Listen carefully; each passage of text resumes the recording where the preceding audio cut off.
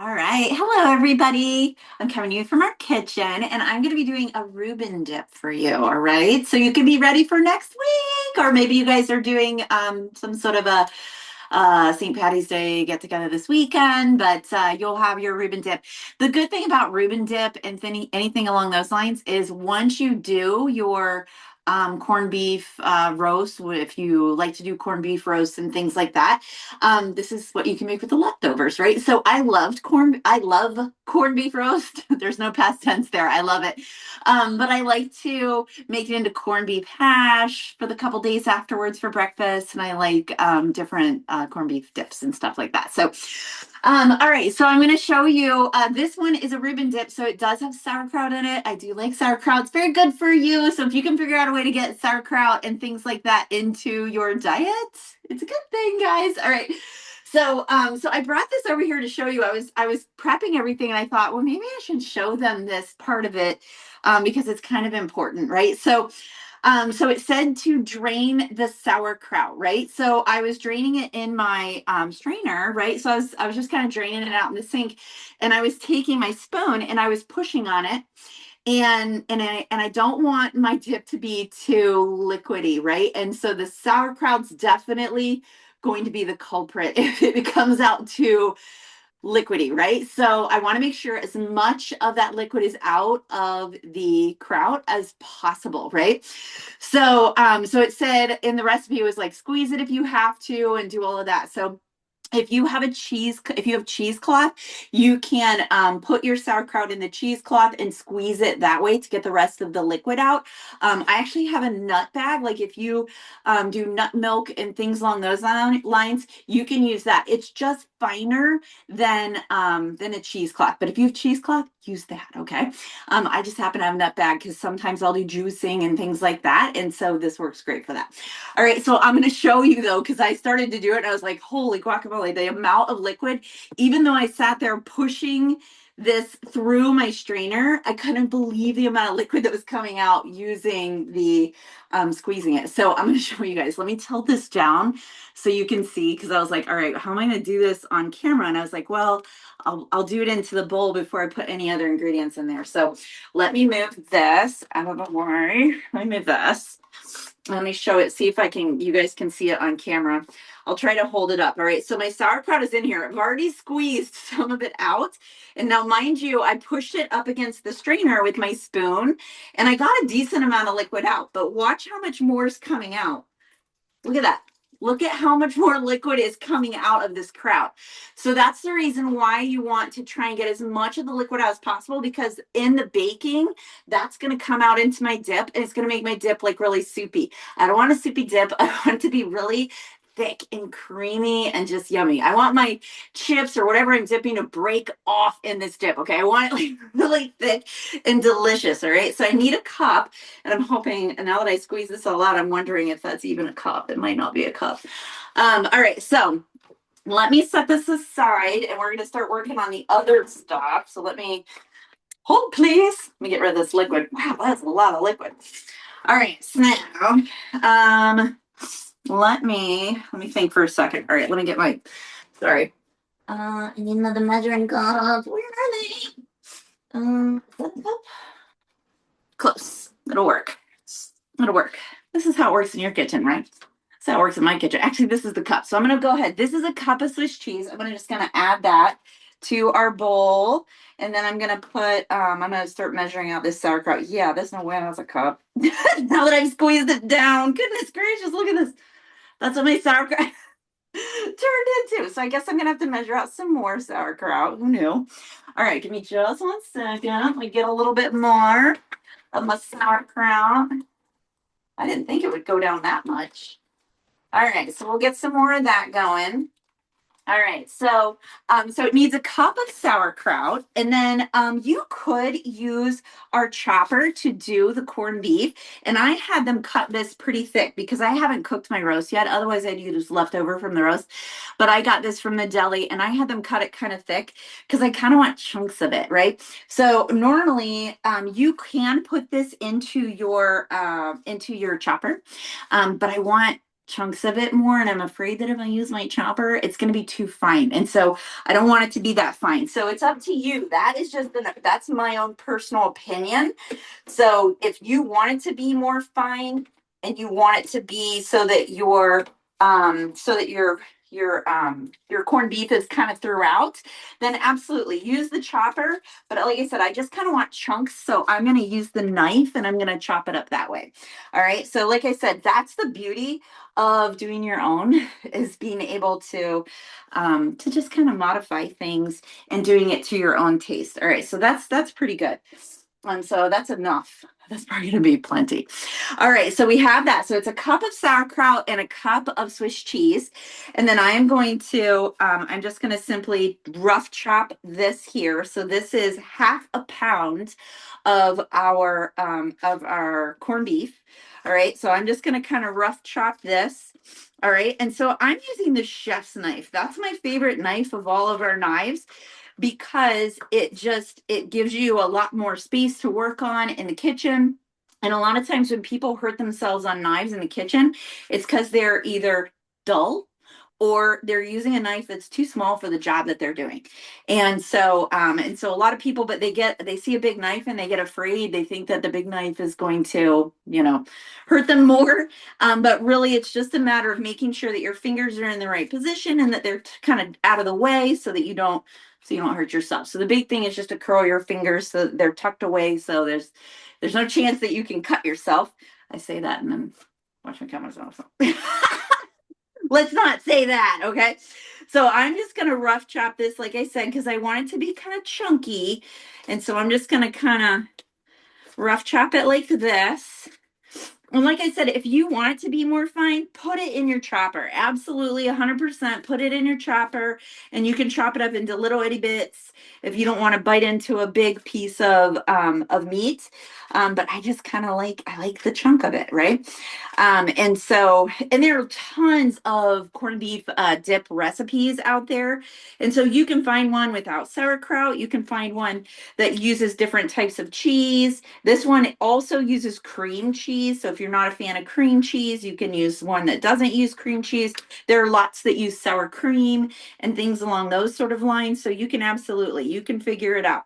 There's tons and tons of recipe. And this recipe I'll post in Champion so that everybody can kind of, print it out or save it on their phone or use it however they want to use it. All right, so I'm just going to chop this up, chop, chop, chop. All right, that's pretty good. And then we're just going to add this right to the bowl. Let me move this over here. All right. And we're just going to put that right in there. Oh, it's going to be so meaty. I'm so excited. Everybody's been looking forward to this all day. Ever since I told them I was doing this, everybody's like, oh, is there going to be leftover? I'm like, they were asking if there's going to be leftover corned beef. I'm like, I'm making corned beef this weekend. They're like, okay, okay. So everybody loves it. All right, so then there's Thousand Island dressing. This is just half a cup of Thousand Island dressing. So we're going to add that. All right, so we're going to add that, and then I'm going to set this aside. Then I have my softened cream cheese. I forgot to take it out, so I put it over here by the stove. The oven's preheating to 350. So I forgot to take this out, so I just put it over there. So now it's going to be a little on the mushy side, but that's okay. It got the job done, right? So let's take this, and we're just going to put this right into the bowl and get all the rest of this off of here. Put that right in there. All right, so then I am going to set this aside, get it out of my way. So we are going to use our Voila glass for this, right? So I'm really excited to use the Voila glass. I don't know about you guys. Have you used the Voila glass? Put it in the chat whether or not you've used our Voila glass. So I've been very excited having the Voila glass in our line, just because I feel like it's just more choices, more options for people, right? It opens the door to different markets for different generations, right? Because it definitely, there are generations that flat out are just won't even look at us because we're plastic, and that's okay. That's okay. And so this is, I just wanted to show you guys how I sort of demonstrate and how I talk about the glass. All right. So this is our Voila glass line, and what I love so much about it is that it is the perfect marriage of glass for everybody who's kind of leaning a little bit more into glass these days, and our Tupperware seal that we're known for being airtight and liquid tight, right? So the glass can go everywhere. It can go into the dishwasher, it can go into the freezer, it can go into the microwave, it can go into the oven, it can go everywhere. The only place that this doesn't go is the oven because it's plastic, okay? All right, it's kind of common sense, but I always have to tell people, I'm like, it's plastic. So this doesn't go into the oven, but it goes everywhere else. It can go into the freezer, it can go into the microwave. And as a matter of fact, it has this vent right here, so it will go into the microwave. Now, the cool thing about it is our Voila glass actually has a fill line all the way around the edge, right? So that way you don't overfill it. So when you put this on, it doesn't kind of go mush, right? And then in order to properly seal this, you want to put it on with this open and you push in the center and then you close it, and now it's airtight. And now the other thing about this, since it does go in the freezer, we actually have a fill line for the freezer as well, right? So see that little wiggly line right there? You can kind of see it, right? That little wiggly line. That's the freezer line. So that if it expands, you have that space so it doesn't pop the top off of here. So here's what I love about our Voila glass casserole dishes is that I can stack things on top of them, because when I had casserole dishes, before Tupperware, I had glass casserole dishes, right? And here's what I didn't like about them. They didn't have airtight seals. So whatever my casserole was, my whole refrigerator smelled like it. Within 24 hours, my casserole was all dried out if I didn't eat it fast enough, right? And I couldn't stack anything on top of it. The lids of those things were like domed with a handle right in the center of it, like a little dome, like a little knobby handle. I can't stack anything on top of that. I need as much space as I can get in my refrigerator. So I love that I can stack as much as I want on top of here. So the other thing that's really cool about our Voila glass is it does not have a handle. So it has 360-degree like sort of lip on it that you can grab it anywhere. So those handles aren't going to get in the way when you're putting it away, or when you're putting it into your microwave or your stove or anything, or your oven or anything like that. You don't have to worry about that. And so the other cool thing about our glass is it's actually made out of glass called borosilicate glass. And I know that doesn't really mean anything to you. It didn't mean anything to me either. But here's what I learned was back in the early 2000s, late 90s, there were a lot of reports, and I remember this specifically, a lot of reports about glass casserole dishes breaking, exploding, and doing all of this. Why? Because the main makers of those glass casserole dishes, they changed the makeup of their glass. And suddenly they all started breaking and doing all this stuff. So you know what everybody did? They started buying all the vintage casserole dishes because those were fine. You know what those were made out of? Borosilicate glass. And that's what we are made out of. So it will make a difference, right? So what that means is that when you take this out of the freezer, the only sitting time you need is the amount of time it takes for your oven to heat up. So when you take it out of the freezer, just put it on the counter for 10 minutes while your oven's preheating. You're good to go. All right. So that's what I'm going to use today for our dip. So I'm just going to spray it really quick. And I just use avocado oil. If you guys don't use avocado oil or olive oil sprays versus some of the vegetable oil sprays, I really encourage you to try to make a switch like that. There are little switches like that you can make in your kitchen, little healthy swaps that make a huge impact on your health and the way you feel. And when they're small little changes like that, they add up, right? They add up over time. But they're simple little changes. And when you do one here, one there, it's not overwhelming. And next thing you know, every month, if you swap out one ingredient in your pantry, next thing you know, you'll have like a very clean ingredient pantry, and you will be able to tell the difference, right? You just kind of won't feel as sluggish. And it does make a difference in your health and just your overall how you feel. And so definitely, that's something to try and do.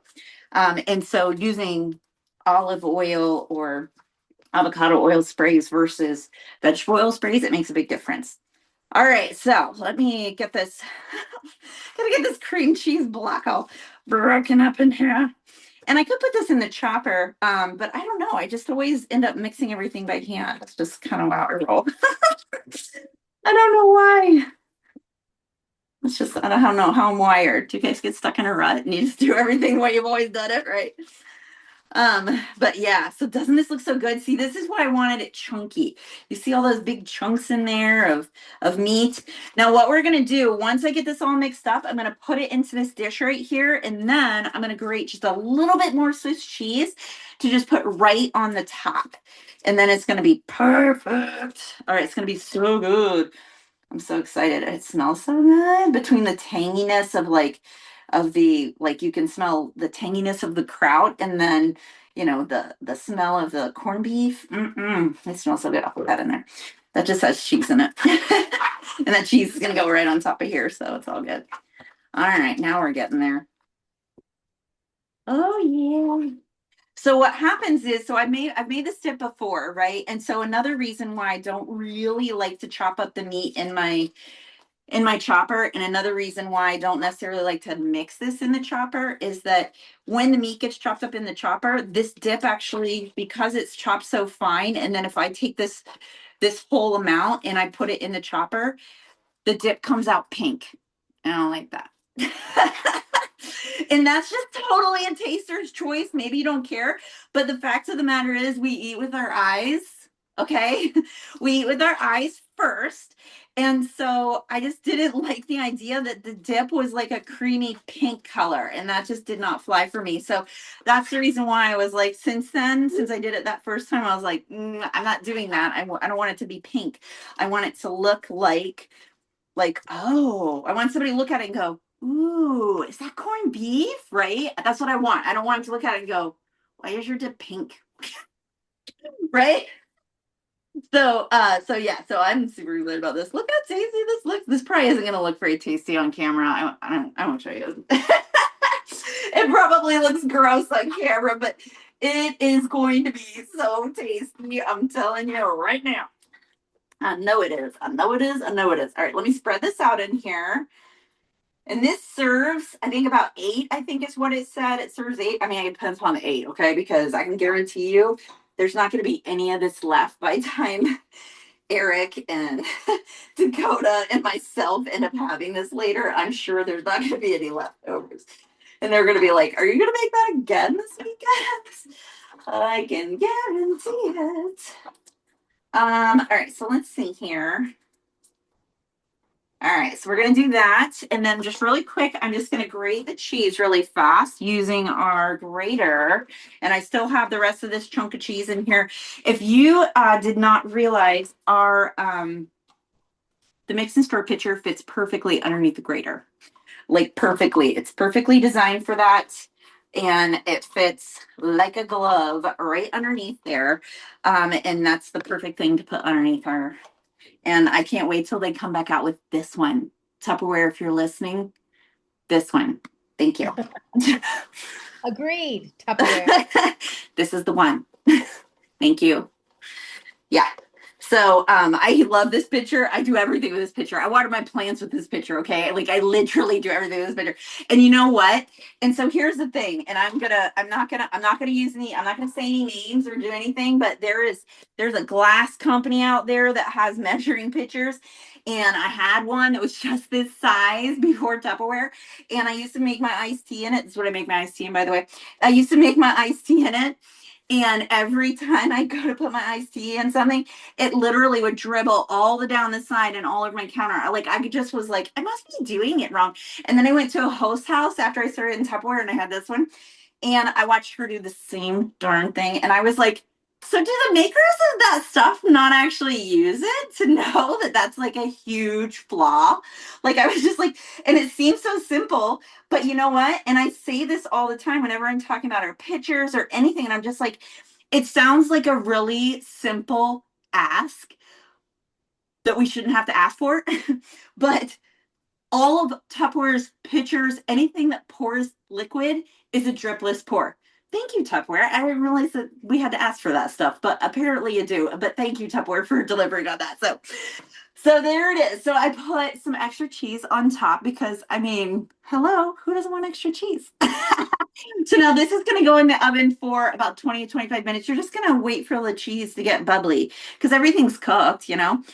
So we're just waiting for the cheese to get bubbly and it's going to be delicious. And you can serve this with anything. You can serve it with vegetables. You can serve it with potato chips. You can serve it, honestly, in my previous before celiac life, I totally would eat this with Triscuits, but I can't eat Triscuits, but it would be delicious with Triscuits. So if you like Triscuits, I would totally eat that with this.